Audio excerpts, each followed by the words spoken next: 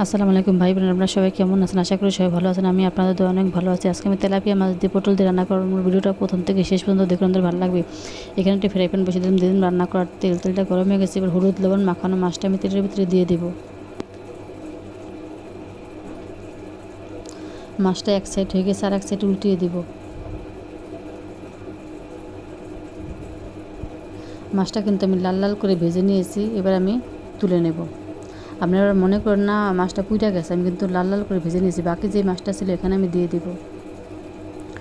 মাছটা ভাজা শেষ, এবার আমি তুলে নিয়েছি। রান্নার জন্য একটি কড়াই বসিয়ে দিলাম, দিয়ে দিলাম রান্না করার তেল।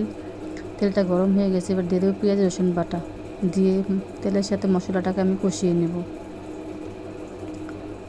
মশলাটা কষানো শেষ, এবার দিয়ে দেবো পানি।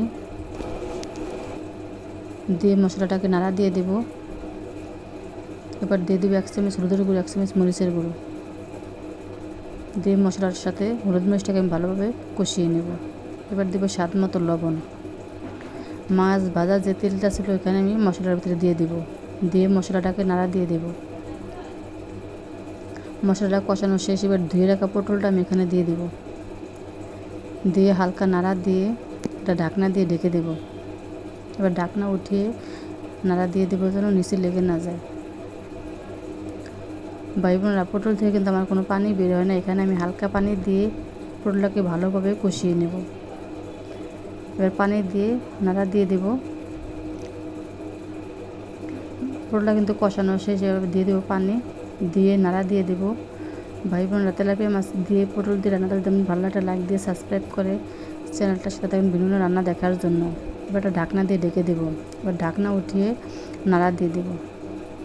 পটলটা কিন্তু আমার হয়ে আসছে, এবার আমি মাছটা উপরে দিয়ে দেব।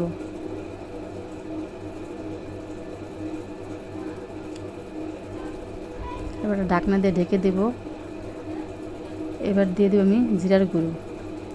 আমার পটল দিয়ে তেলাপিয়া মাছের রান্নাটা কিন্তু আজকের মতো এখানে শেষ। এবার আমি নামিয়ে নেব। সবাই ভালো থাকবেন, সুস্থ থাকবেন। আল্লাহ।